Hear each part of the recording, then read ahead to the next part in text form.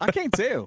I know you don't get to see nothing no more because we're trying to make it look a little bit better. What is good, everybody? It's your boy Pat the Designer, back at it again. Appreciate you guys for tuning in and rocking with us for another episode of the Windy City Breeze Sports Talk Daily. We got the pettiest man alive, Mr. P.kidd, out in Indiana. What's happening out there, my guy?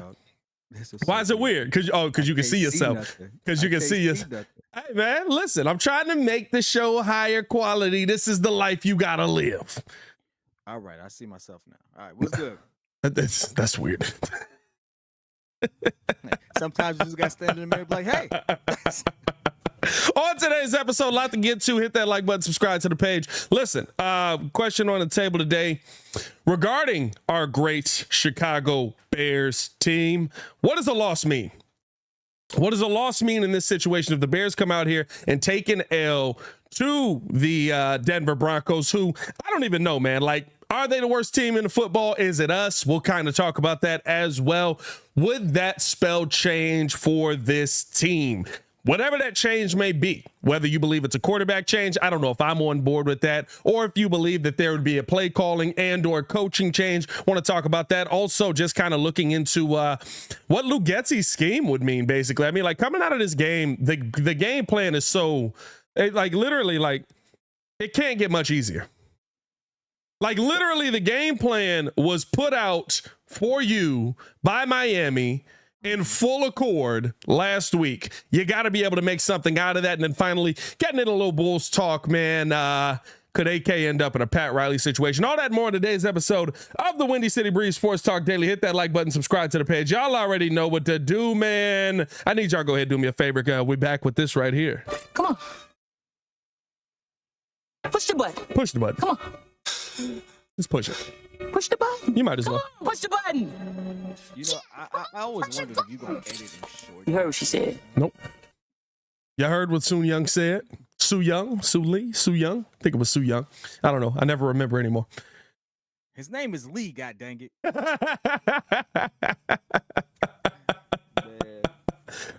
Listen, let's jump straight in. First off, kid, how you feeling, my boy? Feeling good, man. How about yourself? Tired. I'm really exhausted today. It's been a long day, dog. It's been a long week in general, but I'm glad to be here. Glad to be talking football with you guys. I mean, this is even when the one thing that's weird is I said this on the radio the other day, even when like you sit, bro, it's a mosquito in here that is huge, bro. This mug is flying past me like a dragon, bro. You just like, what the heck is going like on a dragon, bro. This mug just flew past me. It was like what was that? You might have seen it on the stream, no cap. No, it's always it's twin tailpipe, bro. It's always one of those things for me where talking sports is always the comfort place. You know what I mean? Talking sports is always my comfort place. So I'm glad to be here with you guys. Appreciate you guys showing love. Let's get into it. I mean, realistically, even talking about how bad this team is, the team that's coming to town got beat 70-20 last week. And I mean, it didn't look good at any point for them. And I still don't know if the Chicago Bears are the better team coming into this game. Vegas does not believe so, as Vegas has the Bears as a 3-point underdog at home. In Soldier Field, a 3-point underdog. Do you think that if the Chicago Bears were to take a loss to this Vegas team coming into Sunday, that we would see major change in this organization?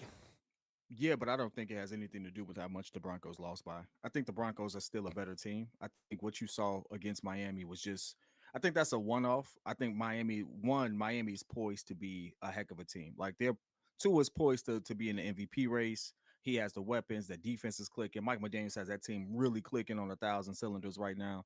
If you really watch that game, the thing that worries me as a Bears fan watching them roll into there is Russ didn't play bad. Yeah. Russ actually played pretty good. He actually stood in the pocket, took some hits, but delivered some great throws. He looked like the Russ of old. And so what I don't want to happen for us is we always end up being the bounce back game for a team. And I could see that happening. Sean Payton getting embarrassed the way he did. He's not going to take that kindly rolling into Chicago. Like, he's preaching the same thing we're preaching. Like, yo, they got beat by 50. he's like, it's the freaking Chicago Bears. Like, if we can't beat them, like, and it's Sean Payton for one. And so not only do I trust that he's going to make better adjustments to have his team ready, I do trust that Russ is going to play better, play just as well as well. And so that combination right there, it doesn't look good for a team that's already in disarray as we are. And so I'm not looking for a win. I'm looking for efficiency. I'm looking for competency Yeah. when it comes to how we look. I don't care if we win. Does Justin look like a starting QB in today's NFL? Does our offensive line look like they're going to give him an opportunity? Is DJ Moore going to get more than 8 touches this game?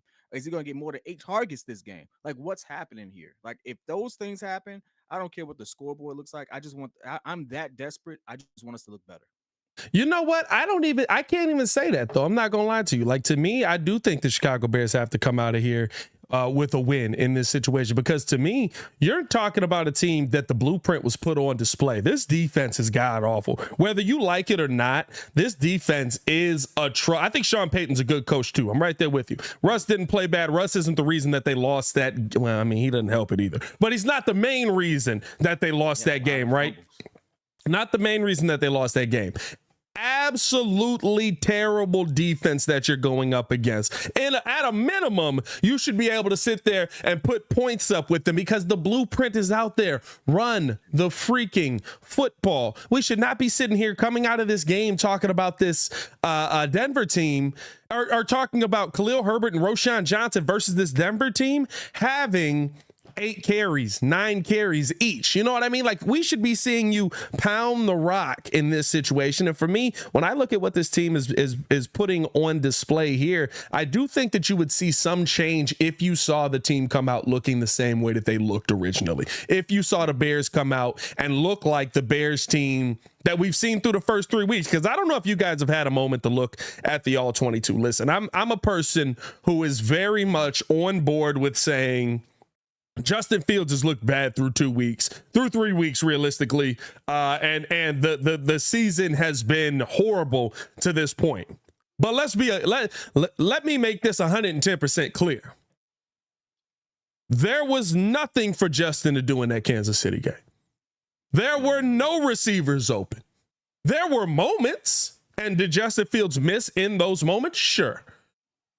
But when you can sit there and say, look at that game. Look at that game. Look at that play. Look at that play. Look at that play. And you're giving me one moment out of 24 minutes of offense? You know what I mean? Like, there was so many moments on this Bears team or in this game plan that I don't look at Justin Fields as the main reason why I should say the Bears weren't able to do anything versus Kansas City. I just think a lack of creativity, a lack of scheme, and realistically, what we've seen through 3 games, if we see that coming into this game versus Denver, because it's not just like Miami put just 355 rushing yards on Denver's head. They also put 300 something passing yards on their head. 768 yards in the game. You know, the funny thing is, again, I think that is just an outlier for a lot of things. They didn't have a run. I don't expect them to get beat. Hey, bro. There's no outlier for 70 points, bro. I mean, there's no outlier for 70 points. Before, but it's a historic win. Don't get me wrong. But what I am saying is, I don't see. You know, the last time that's happened, bro. Yes. Come on, bro. Come on, bro. I mean, hey, bro. We wasn't born. Bro, Muzz was working. Muzz was working in factories the last time that Muzz. Yeah, I mean, like it was like, oh, boss, can I get off early today? I gotta go play football for the Steelers. And like, come on, bro. I get it. I just don't think of it. I just don't think of that game as. I don't think of that game as being as impactful. Fam. It was so bad that Miami had a celebration planned and said, hey, let's do the celebration after we sit here and score this touchdown on this play. And then they scored a touchdown and did the little conga line celebration. Like, bro, that's bad, bro. That's bad, bro. Bad that they backups got stats that got some good stats too. Like Mike White got in the game and threw a dot. Bro, Mike White was 2 for 2, 67 yards with a QBR of 158.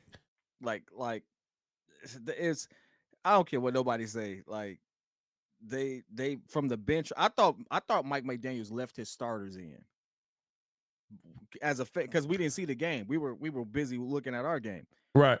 Going back and watching it, I was like, no, even a bench got off. I'm like, dang, that's like Mike McDaniels can't do nothing about that. Like the bench got off. You fumbled the bit. Like what you want me to do? You got to stop something. Like the runs was open. I'm like, oh God. But unfortunately, the unfortunate part for us, we're not Miami. 100%. We don't have Mike McDaniels. 100%. We don't have nearly the talent they have. And so while I see, would love that's to the part that is the part that I question. Yeah. Because it is a utilization. It is a part where you have to look at your coach and say, okay, how are you utilizing these guys? How are you putting these guys out on the field? Because every time Roschon Johnson touches the ball, he averages between 5 and 8 yards per carry. That tells me this dude can run. Yeah. You got to give him, he gets 8 carries. And most of those carries you gave him in the second half when you were already down 34 going into the next quarter. I think that if there's any change that is made, and I'm not expecting there to be, but if there is any change that is made off of this game, it won't be the quarterback being benched. I see people in the comments put in Bajan. Bajan's not even going to be eligible to play, even though he is inching his way closer to the field. Every time you see him, it's just like, hey, what you doing over there, my boy? I will say this. I'm not sold on that, but I'll let you finish. I'm not sold on that though. I don't think that I might need to turn you up a little bit on here. I don't think that because you're not going to make a QB switch at this juncture of the season when, right, you would make the QB switch basically probably during a bye week. So we got a Thursday game coming up. I don't think it's going to make it here.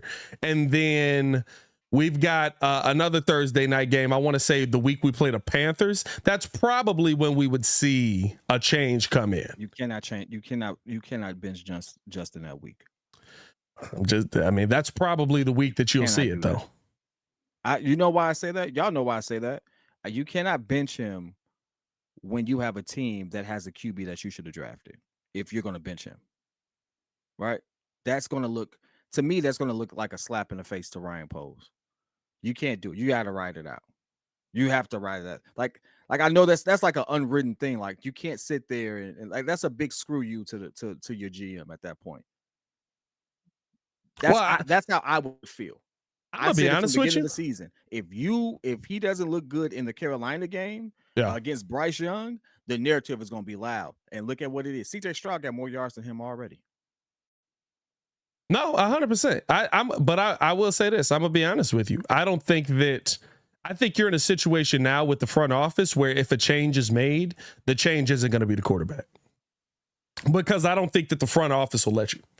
I think that they would go back to Matt Eberflus and Luke Getsy, and they'd be like, "Hey, we want to bench Justin. We want to move on and put Bajan in." And Ryan Poles would be like, "No, you're going to play Justin Fields. You're going to figure it out. You're going to ride out this season with him."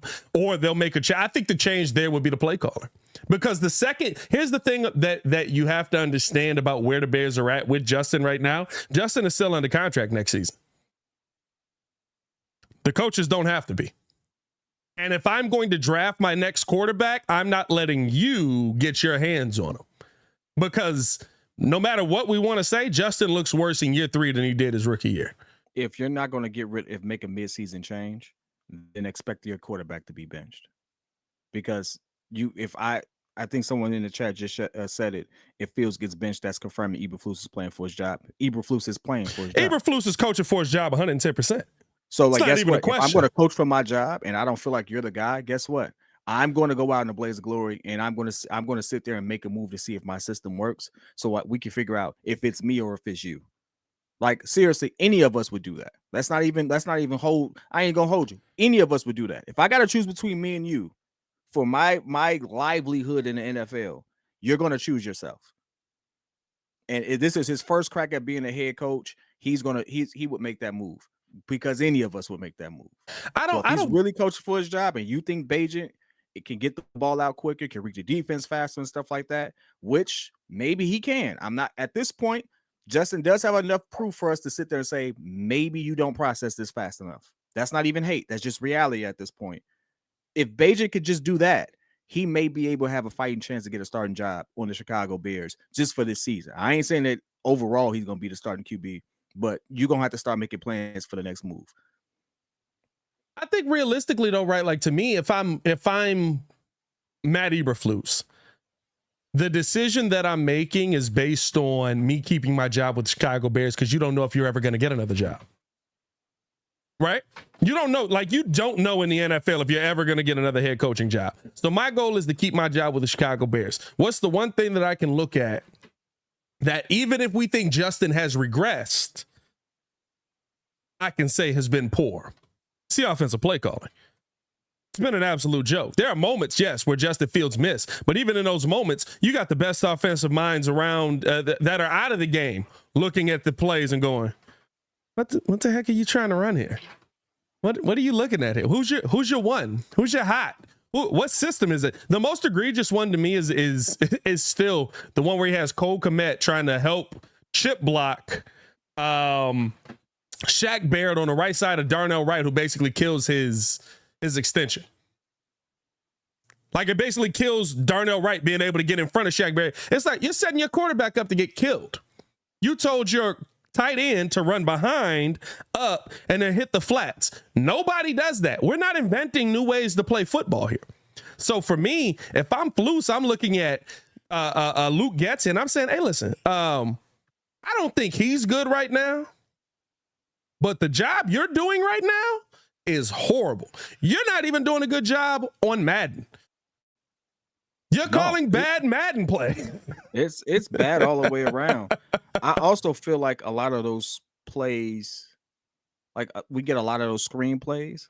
Is that I still have to ask this question? Haven't gotten a real answer.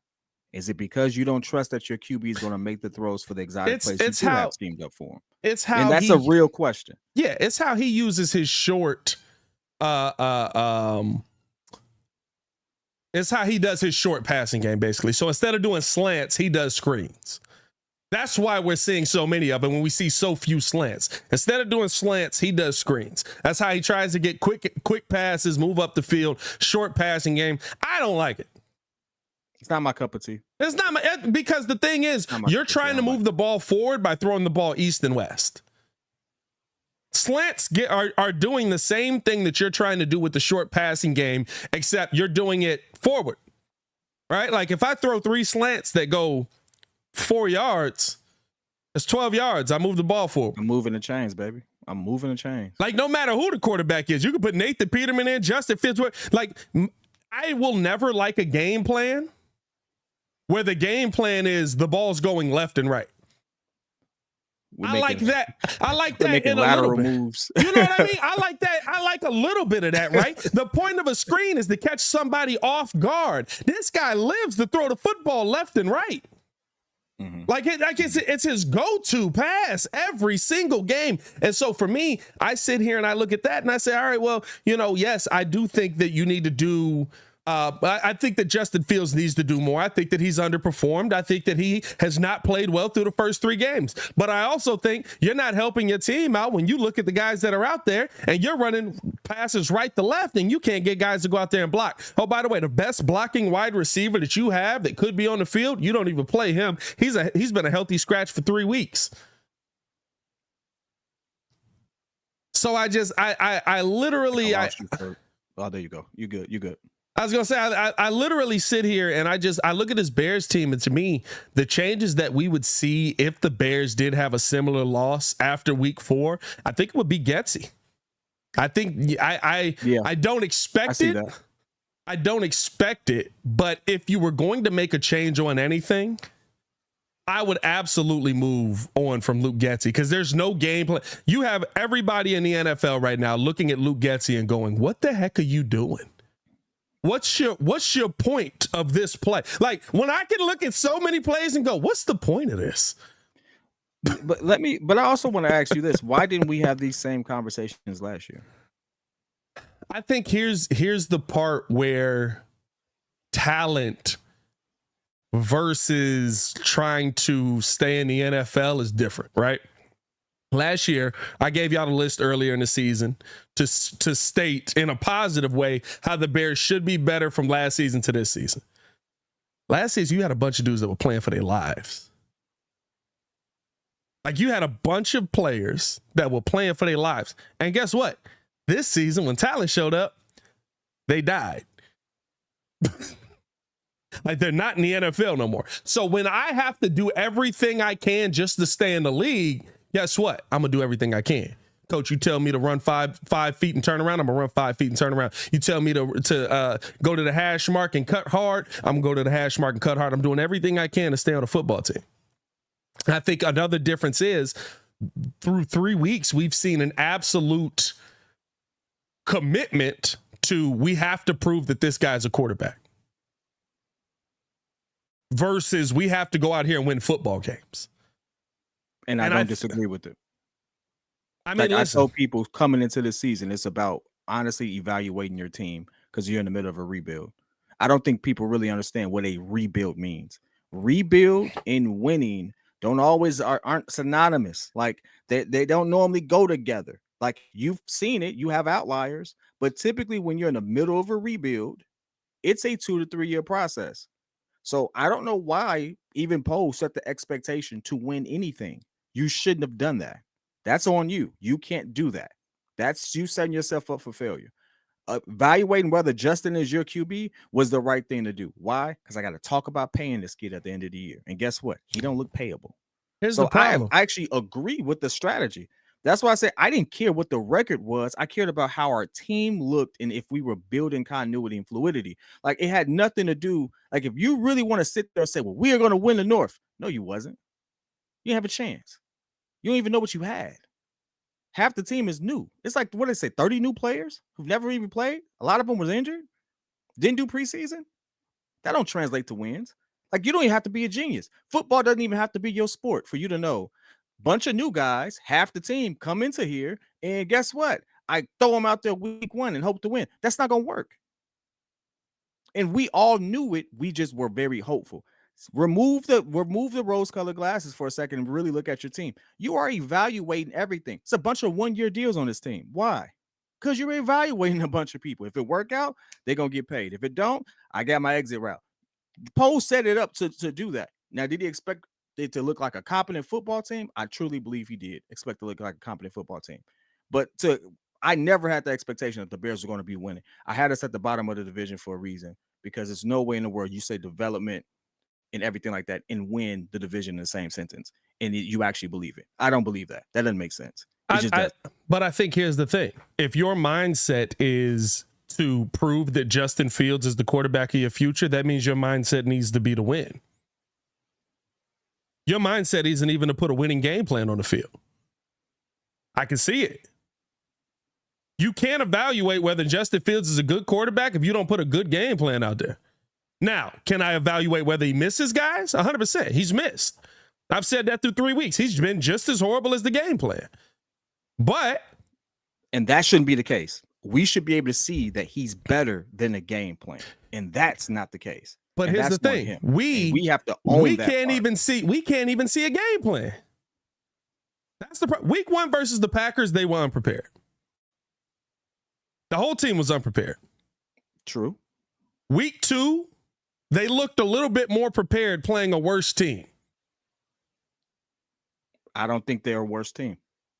Tampa Bay? I don't think Green Bay or Tampa Bay are worse than the Bears. No, I'm not saying worse than the Bears. I'm saying worse than the Packers. Oh, worse than Green Bay. Playing a worse team than Green Bay. We looked a little bit more prepared. Everything that goes on that week, right? Allen Williams wilding a little bit. You think Tampa Bay is worse than Green Bay? Tampa Bay got cooked the very next week. I think Tampa Bay got a little bit of fire. I also told y'all Minnesota's trash.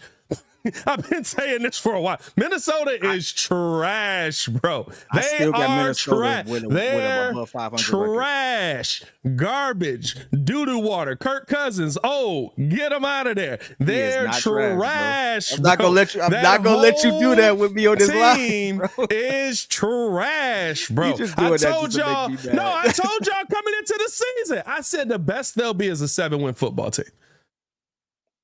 Starting the season off, I said the best they'll be is a 7-win football team. And that's the best. I'm not going to. They're trash, bro. Doo-doo water, literal. But anyway, right? I think that, Baker also knows the play caller that's there on the other side of the ball, knows what the calls are, figured it out. Second half, he's cooking. Either way, I say all of that to say I don't know why I went on the trash Vikings rant on that one. Vikings gonna roll it to Chicago and trash. I don't know about that. Trash. Hey, Kirk Cousins about to have like 400 yards on this, bro. This is my favorite thing that Bears fans do. I don't compare trash to what the Bears are. The Bears are doo-doo juice. Like, that's a whole different kind of trash, baby. I don't compare trash to that. You know what I mean? Hey, look, you know what the visual that don't sound good is? The Bears going out there and playing football. That's literally what we got going on right now, bro. Like, you know what I mean?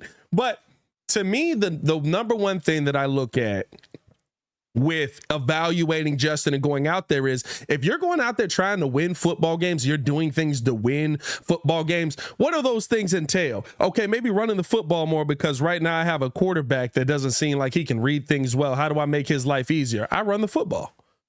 Okay, we run the football. We get this established. Now, maybe I'm focused a little bit more on the run than Justin Fields. Justin Fields goes out there, throws the ball. Maybe he's not elite, but you're winning football games. And to me, winning football games changes the narrative on who every quarterback is. And you still can go in the next season and say, we don't know if we want to pay him because he's still under contract. What's he going to do? If he comes out and he plays okay, what's he going to do? Hold out? Guess what? Bye. I got Colin Kaepernick on the bench. Thank you. Why you have to move forward. Colin Kaepernick. Like, realistically, you got to draft a QB. And I'm gonna be honest with you. I'm not gonna have if Post drafts another. Ain't no if, because he's gonna have to draft another QB. Like, the way it's looking, he's gonna have to draft another. We'll see how the season is. I mean, listen. Okay. By week 8, if it ain't turned around, I'm drafting a new QB. Hey, look. I mean, like your next 7 weeks are gonna have to be so tremendous from a passing perspective. I don't care how you look running. From a he needs to become a better passer. I'm with you. Yeah, from a passing perspective, he has to be so much better that like you're drafting a new QB. And anybody who sits there and disagrees with that after seeing this for 3 years is just biased. Because he has to be a passer. He has to be a passer. That's what they're evaluating. If he can't pass, I don't care. I got a running back. I got 2 backs back there. Who could give me 1,000 yards? Roshan, I drafted Roshan to give me 1,000 yards. Yeah, I don't know why. Doing that. Hey, everybody in the chat is trying to figure out why you said Colin Kaepernick is back there. I just called Justin Fields Colin Kaepernick. Oh, I don't know about that. Cap got some passing seasons. Now, when they figured him out, he couldn't pass no more, but he got some passing seasons. I'm sorry. Cap trying to fight for a job right now, but he's still trying to fight for a job, bro. Hey, he was not that guy. I don't know what. Everybody just wanted to know why you said it. We was all like, Colin Kaepernick, like the whole chat at once. Colin Kaepernick. Yeah, like I got Kaepernick. I got a sporadic QB who could maybe pass. Well, Cap was a better passer than him. Cap was a better passer. Cap was a better passer. Cap is a better passer. Hey, look at this though. You said Cap is a better passer. Cap is a better passer. Cap wasn't a good passer. No, Cap got figured out. He wasn't a good passer. By the way, 127 to hit 38 likes. Hit that like button, subscribe to the page. Stop playing with us, man. We having a good time on this mug, man. I think here's the thing, right? And this is, to me, and it kind of goes into the second topic I wanted to get up into on this. If Luke Getsy comes out with the same plan versus Denver, I think that says a lot about where this team is coaching wise.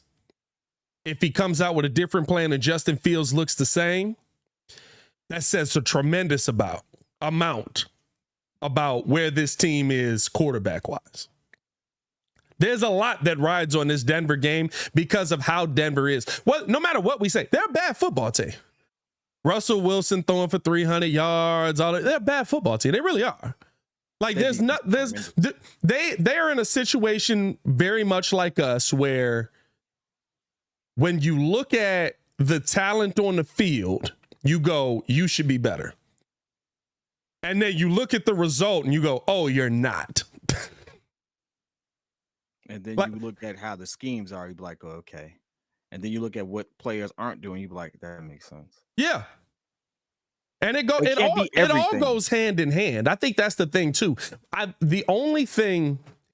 My one thing that I do look at as a guarantee, Luke Getsy won't be here next year, no matter who is. Yeah, I believe that. Me and you are total agreement. He's done such a terrible job. Even if they kept Flus, they would move on from Luke. And by the way, to keep Flus got to go on a run. You've lost 13 straight games. Now, for me, 3 straight games that are on purpose. I know this is the new narrative now, right? The Bears have lost 13 straight games. We lost 10 of them on purpose. Like, come on, guys. Like, we all would kind of dying on that hill alone, dog. A lot of people are not agreeing with that. Like, let me ask you this. I'm not saying that you're wrong. Don't get me wrong. I know where you're coming from. Obviously, you're my guy. I know where you're coming from. But some of those games we should have won, and it's like we had too many close games that we should have won. So it's like, while we did divest in some ways, we were still competing better. Like, our offense was moving in the right direction. We were clicking in a lot of different ways that we weren't doing at the beginning of that season. And so I can't give you like intentional, because it didn't feel intentional for me into the last 3 games. Let me ask you this. How many games did we watch where we were like, hey, why y'all not doing none of the stuff y'all did in the first half and the second half? Or why y'all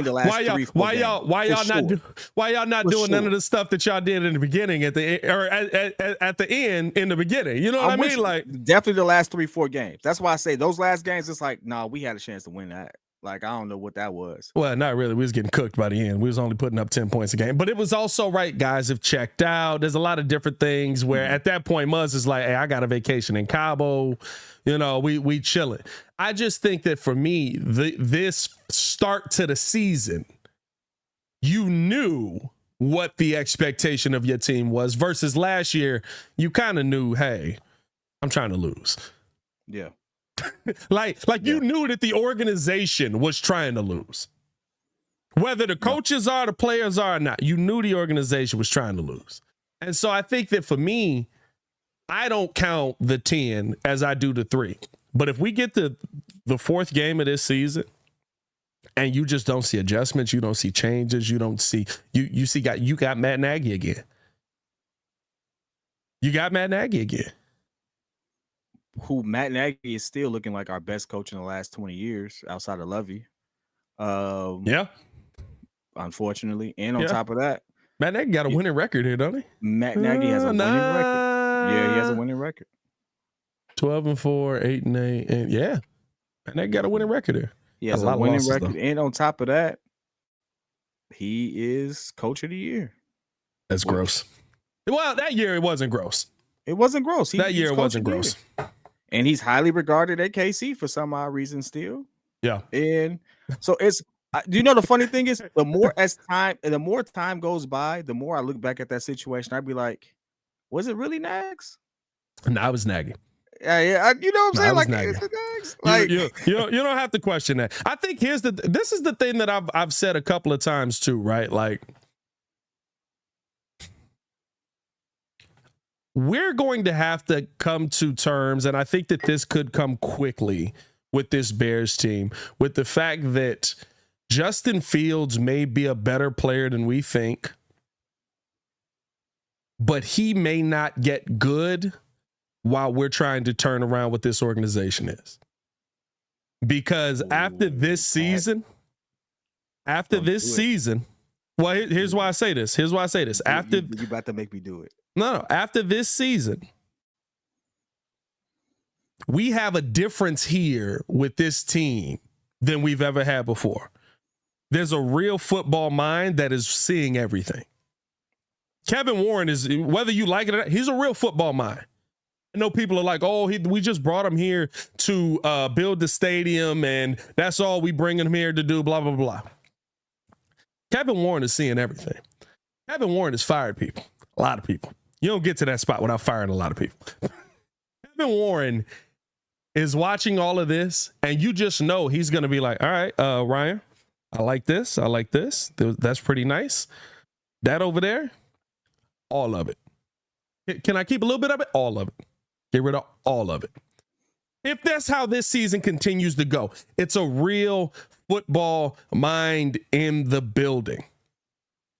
And realistically, that might lead to getting rid of Justin Fields. Unfortunately, I hope not. I hope that he develops. But he's not going to stand for that.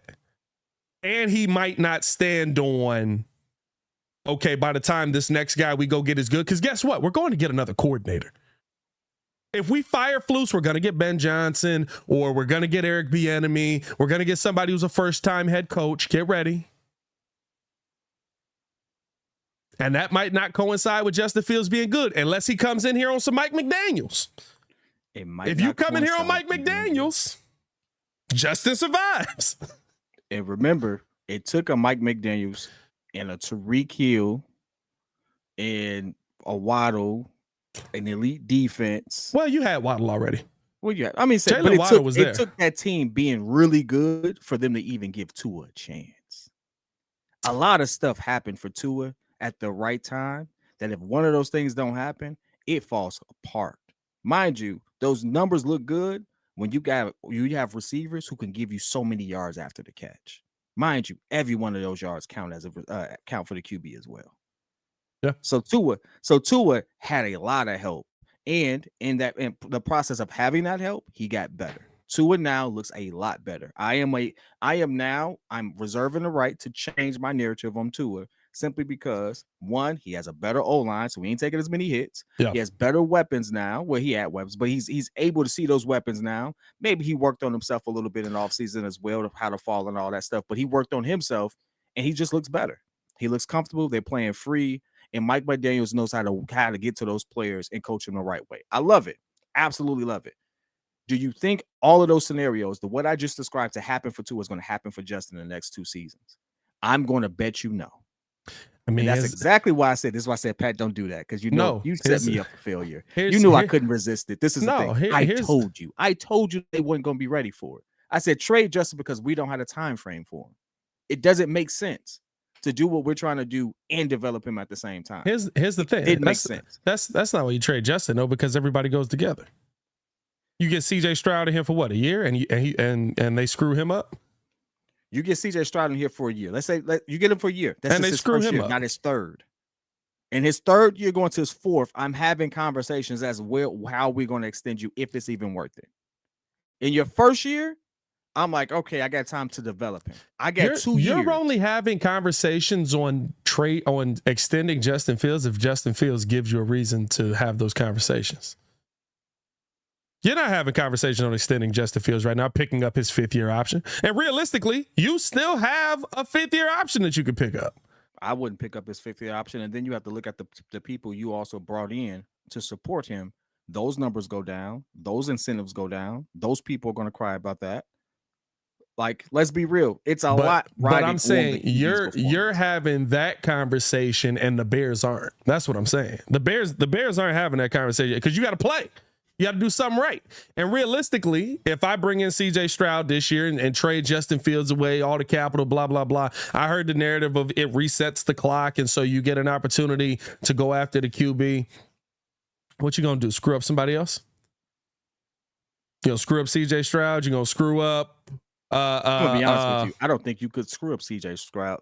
I don't know. Look, I had a stroke. What the heck was that? I don't think you could have screwed him up. I'm gonna be honest with you. You just haven't Houston been a Bears. Is already a dumpster fire, and he already looks good there. You just haven't been a Bears fan long enough. There's a lot of products we couldn't screw up that we screwed up. But he's already in a bad situation. He looks good. To be honest with you, right? And I fully believe this. Justin Fields goes to any of the other teams that passed on him, he ain't screwed up. Justin Fields' situation here has been absolutely one of the worst situations to develop a quarterback in. And it seems like the guy that I thought was going to be the guy that helped him develop in Luke Getsy can't figure out how to actually call offenses, right? That was the hope, that Getsy was going to be able to get through to him, fix the footwork, start to develop him in the right direction. He goes to San Francisco, Justin Fields can play. I saw Sam Darnold go to San Francisco and be able to play. I think if he team that's missing a QB. I think if he goes to what was the other team that drafted a QB ahead of Justin? The Jets. He goes to the Jets. That's what I was thinking. If he goes to the Jets, I think he would be. I think he'd be able to play. QB. I think he'd be able to play. But and all of those things had a team that was waiting on the QB. Yeah. We weren't that team. But and this is the thing. The organization that we have right now, you don't want to draft a QB too. You got to fix the line no matter what.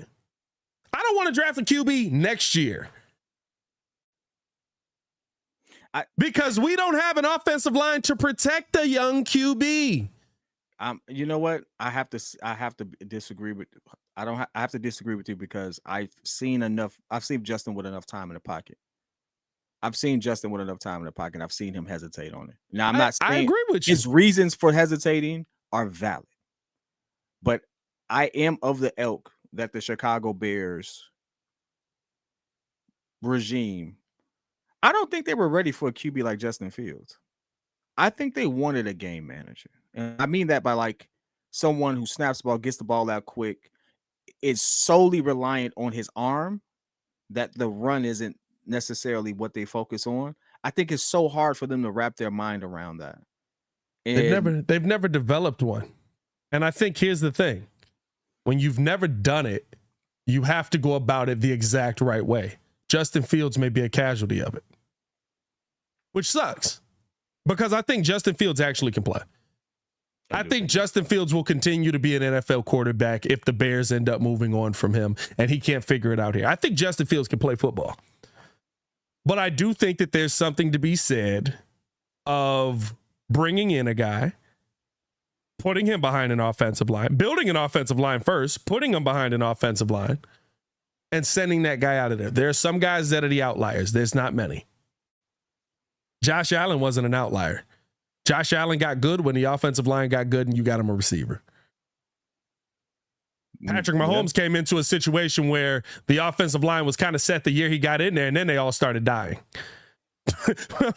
like everybody started dying after Pat Mahomes got in there. Now he's been on the team basically 3 years with no tackles, right? Like, and you got to develop these guys. Jalen Hurts is the perfect example. Jalen Hurts had an offensive line, had a running game, had everything else there, but just needed one more weapon. They go out and get him that weapon. Now all of a sudden he's comfortable. He's behind it. So I think that Jalen Hurts also had the best offensive line. 100%. Like they have a lot of help. 100%. But what I'm saying is that when you've never done it before, you have to do it the right way. The Bears have never developed a quarterback. So hiring Eberflus was the wrong thing to do, in my opinion. With what I'm seeing from his leadership skills this year, yes. I think the only reason you hire him is to be a good leader.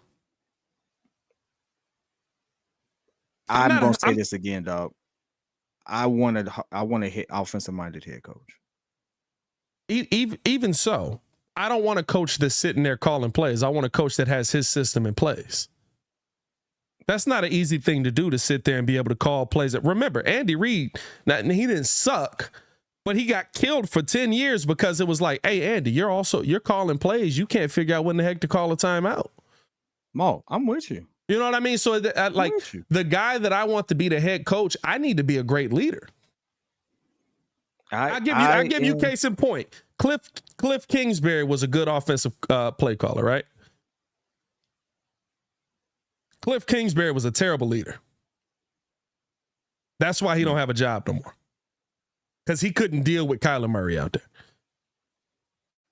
Now, I don't know what the heck Arizona's doing now. They out here winning games. Kyler Murray kind of did it to himself a little bit too. Like Kyler Murray was. But as the head coach, you got to be in charge of that. But Cliff Kingsbury can call plays. Cliff Kingsbury didn't want to sit there and put up with the diva mentality of someone who ain't proved himself yet. And I absolutely agree with that. That's fine. You still have to be able to manage that because he's the quarterback of your team. Collecting 20 M's while they sit there and try to get in the bag. He still ain't playing. Get in the bag. Oh, he took this year off. He got his feet kicked up somewhere. He living good. Like, you got to pay me and you still suck? Like, it'd be different if you hired somebody afterwards and then everything was clicking. No, this man out here. Oh, y'all still suck? Oh, hey, man. Hey, Cliff could probably get another job. And I'll be honest with you. I said it once, I say it again. the league is telling you, like you said, like what the league, how the league values running backs. The league is telling you what's working. What's working is if you have these young talents, these offensive juggernauts, these hybrid QBs, athletic QBs, you need to have an offensive mind who thinks outside of the box to help guide them to this next era. Football is changing. So all of the things that you all have seen or heard over the last 20 years, guess what? Slowly but surely, it is changing. So it's not football of old anymore. You got to get with the times all the way around. Just because it worked 5 years ago don't mean it works today. Just because it was law 5 years ago don't mean it works today.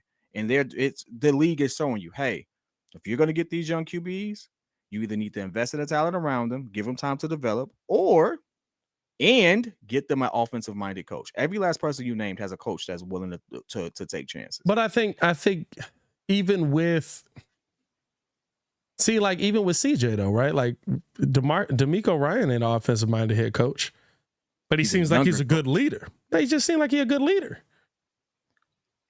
Like I want a guy that can be no matter what, as my head coach, play caller, whatever he is. I don't care what you do. You could doggone be a special teams coordinator for all I care. If you're the best leader, people will follow you, and that means you know what to do when you get into certain situations. What we just went through the last week, going into this week, tells me everything I need to know about Flus the leader. And the fact that he's too scared to not talk outside of coach talk tells me everything I need to know. You have to get someone who's culturally acceptable to your locker room. And that looks different. It doesn't necessarily mean that person, for clarity, it doesn't mean that person has to be black. But you have to get people who can relate to these players on a different level. And I think that's becoming a thing now as well, especially since we're in the age of social media where everyone has a platform, everyone's voicing their opinions and stuff like that. If you think these players as people aren't listening to all these different voices and things of that nature, like they are, and they get to see people who relate to them on a different way, or former players who can actually see how they can develop their game and stuff like that. And then they go to their locker rooms, they realize that that's not happening. That causes division that never happened before. 20 years ago, you didn't have what you have now, the social media machine that you can get all of this noise in and then have this kind of creeping. You have that now. And so because of that, you have those former players who are starting to try to get into coaching, who are starting to try to get these different roles. And those players are like, yeah, that makes sense. Versus the older regime or older mentality of people who I don't think resonate with the demographic that they're coaching. That's just me, though. Like, I honestly feel like the reason why D'Amico's is going to have success and he's having better success is because he can relate to his players better. I mean, I get you, right? But realistically, he's just a good leader. You know what I mean? Like, at the end of the day, you can lead. It's easy to lead people who can relate to you, though. I mean, if I can't relate to you, it's hard for you to lead. And you've seen that historically. You see, like, take it to basketball. Kareem wasn't a great leader. Magic was. But Magic was a terrible head coach.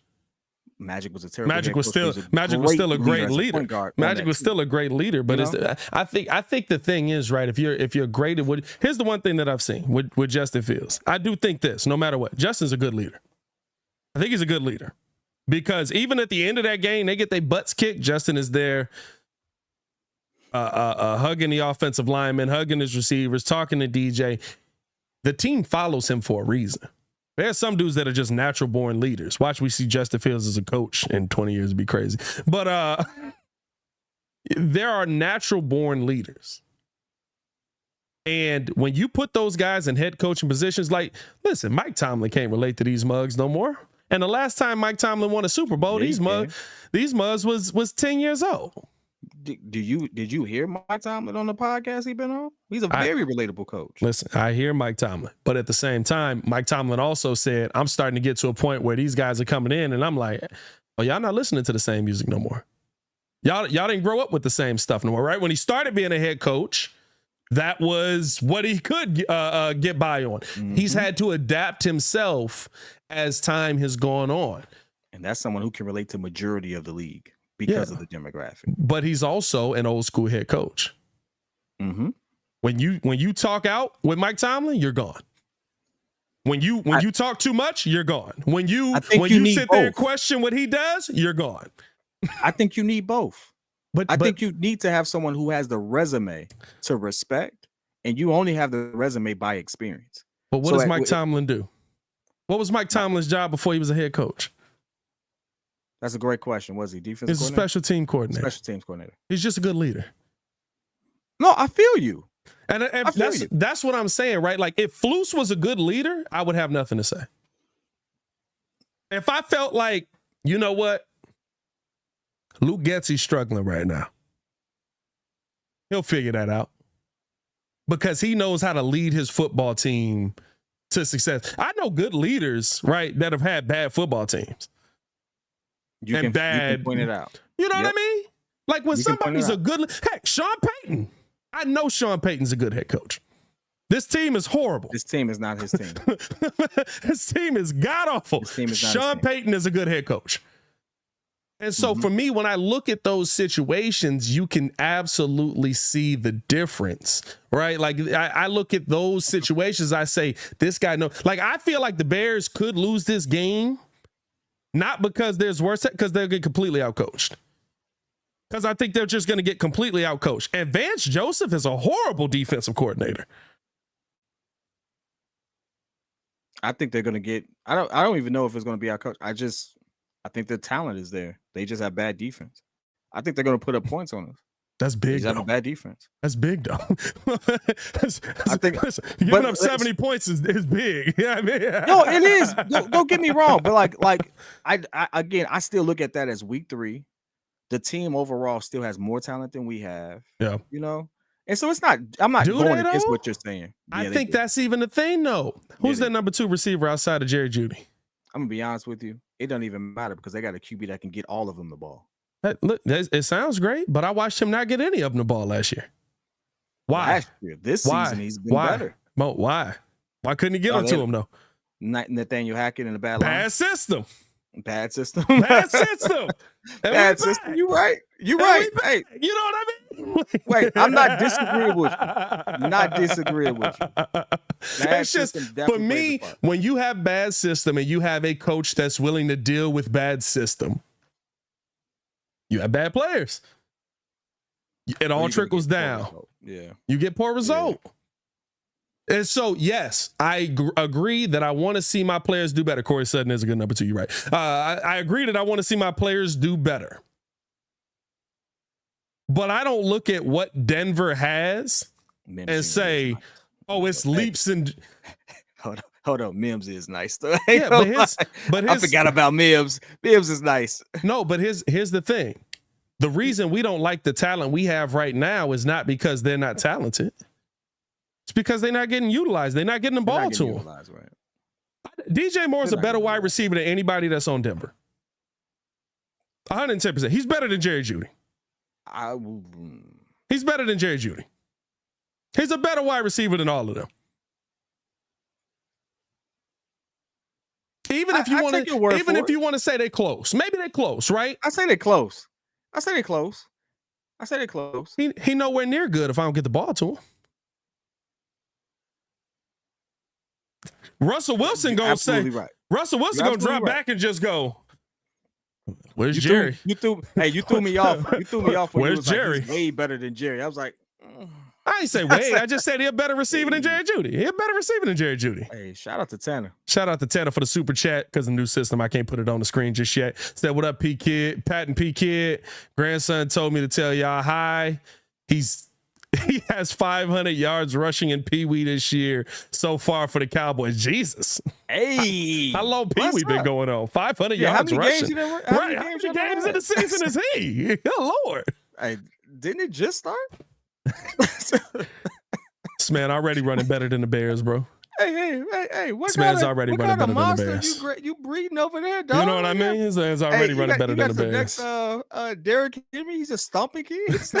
500 yards is crazy, bro. I'm not gonna lie to you. And Pee Wee, bro. Like also, here's the wild part. Who's keeping track of these yards, bro? Like, who's? Are they keeping stats in Pee Wee now, bro? Yeah. Are they keeping stats in Pee Wee now? Bro, they can keep the stats in Pee Wee for a minute. I mean, my kids too. And probably not going to play Pee Wee. So he said 4 games in. That's wild. Hold on. Hey, that mean he running real quick. He running, bro. That's 125. I know. I just want to 125. be sure. Come on now. Just want to Come be on. sure. That's Just a not fact good. right there. Just That's have to not get- good. just have That's to- not good, bro. That's not good. 5 divided by 4. Come on, my boy. But no. I just right. I think that this Denver game at the end of the day, even if the Bears, and I've said this a couple of times, even if the Bears win, changes could come. I don't know about in the Denver game, but like even in the season, say they turn this thing around and the Bears like all of a sudden go on this run and they finish well, but we still kind of just like, it's there, but it's not there. Flus and company might not be there. The Bears could finish this season 9-8, and Flus and company might not be there. All right, Donald with the super chat. Please don't make me beg. We don't want you to do that. What great offensive mind will be available for the Bears to hire after this season? Is there one? By I'm the way, still thank you on for the super chat. Appreciate it for the super chat, Donald. I'm still on Eric Bieniemy. I think that For sure. I think you sent him to a terrible situation. Although Eric Bieniemy is old school. He is. Eric Bieniemy's he's an old school back. He's an old school. I tell you what, he's going to run the football, but he's an old school mind. He's not going to sit here and he's going to be yelling and cussing and fussing and all of that. I think Ben Johnson is on that list as well. I know that he can create a system. You say what? Ain't he old school too? They're all old school, kid. Here's the thing about bringing coaches in. Most of them have gone through the system, which means I've spent years getting to the point to being a coordinator. You know what though? Again, I say this. I'm not so big on, like, to me, how old they are, things of that nature doesn't bother me. It's pedigree. When someone with pedigree comes in, you respect it. Eric B comes in with pedigree, like you know who he's coordinated for, you know who he's helped develop, Yeah. you know what he's capable of. And so I think as a player, when you know that the people who are leading the charge or who are in charge of helping you get to where you need to go in this league are there, Yeah. you acquiesce to that because it's in your best interest. Eric Bieniemy probably knows more football, forgot more football than Justin knows, just because he's been around the game so long. And that's not even a slight. It's like that's what comes with that. So I think that the danger of going too young is you find you get people who may want to be more buddy with their players as opposed to actually leading them. The downside to getting someone too much older is they still have that old school mentality that doesn't always resonate. So you have to have that happy mix. I think the one thing that breaks that down is where have you been, what have you done, and what can you stand on when you speak, and will players respect it? And I think that's the one thing that any of those people bring to the table that Matt Eberflus doesn't. Luke Getsy really doesn't. Like, you sit there, you look at Luke Getsy, and everyone said it. Who did he develop? Because Aaron Rodgers was already MVP Aaron Rodgers. So who did he develop? Who did he put on top? How did that work out? Like, Eric Bieniemy can say, I have maybe the GOAT. Who can say that? I mean, you also sent them to a team with Sam Howell. And Sam Howell ain't playing. Howell's playing well. He's not playing terrible. You know what I mean? Like, he's not playing bad. So that tells you you can do some things. The one thing that I will say is, I guess if you want to go young, like Cliff Kingsbury is out there.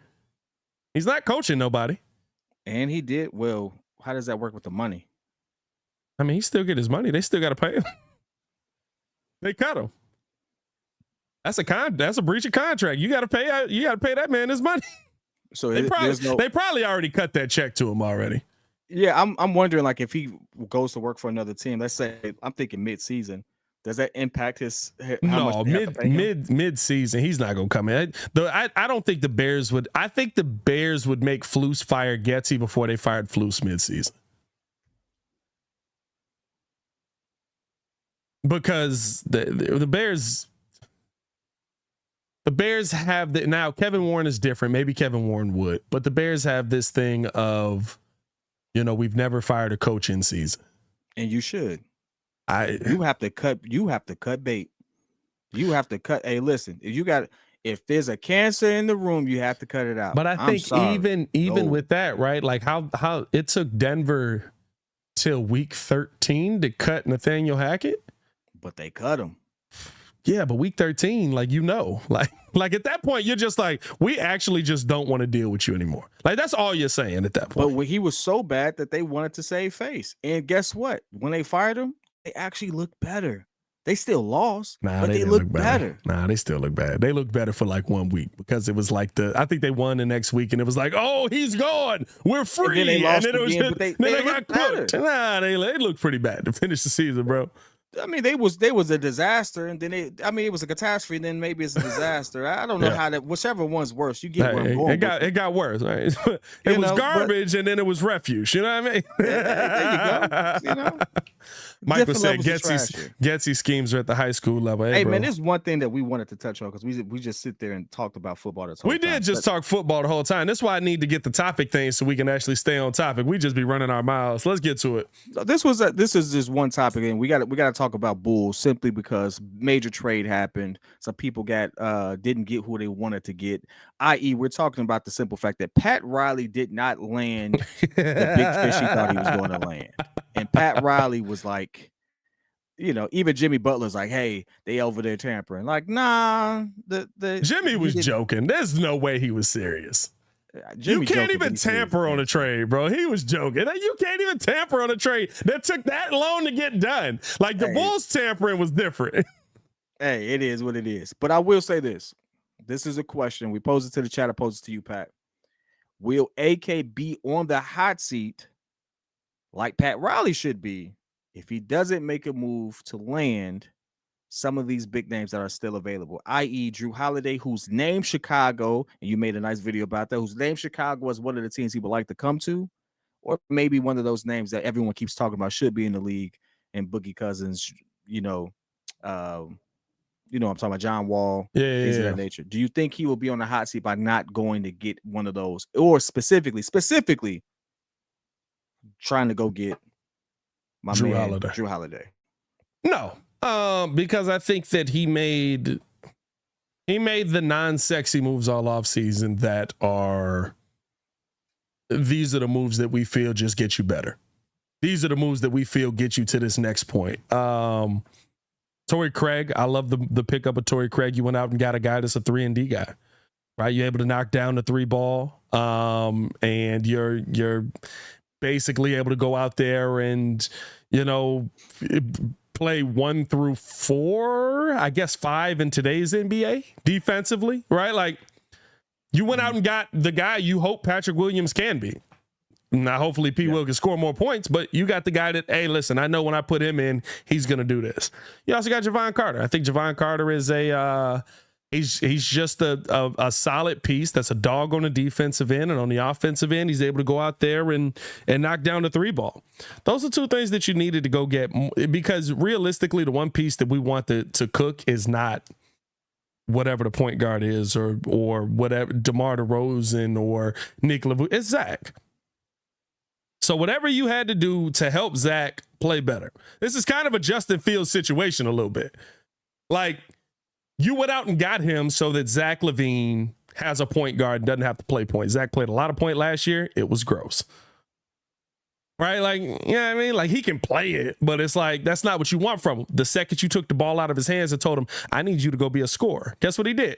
He scored. It's a miracle, right? It's a Christmas miracle. Now, yeah, I mean, it's amazing. And I know people think that like everybody should just be able to go out there and do everything because you play in the NBA and that's all you do. That's not the game. That's not the game of basketball, bro. Like, listen, he's not LeBron. He's just not. He's not LeBron. Like it kills me when it's like, well, if Zach LaVine's bringing the ball up, then why can't he go out and attack and be able to make the lay and do this and that? You know why? Because that's LeBron James, and that's Zach LaVine. And you have to stop using outliers as the benchmark for everybody that plays. We're talking about the 1% of the 1%. Yeah. When it's like, no, that's not how this works. So yeah, no, I'm with you. I think real talk though, I'm actually on the fence with this one because I think the only way that the vision he wanted to bring to Chicago works is if he has a high level point guard. I don't believe in Javon Carter as being a high level point guard. I know some people be like, well, he was behind this. He didn't get the opportunity. I don't need him to be a high level point guard. I don't need him to be a high-level point guard, but I need him to be definitively better than Patrick Beverley, and I can't say that. I just need him to be Patrick Beverley.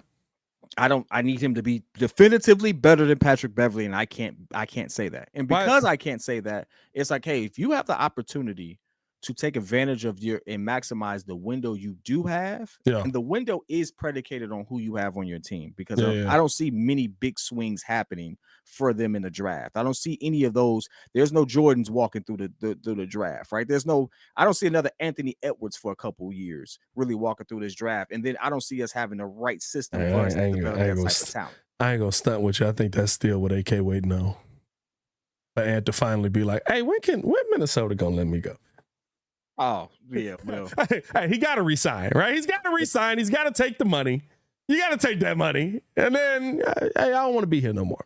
I mean, if that happens, great. I don't think he comes to Chicago. And if he does, good Lord, he look like Mike.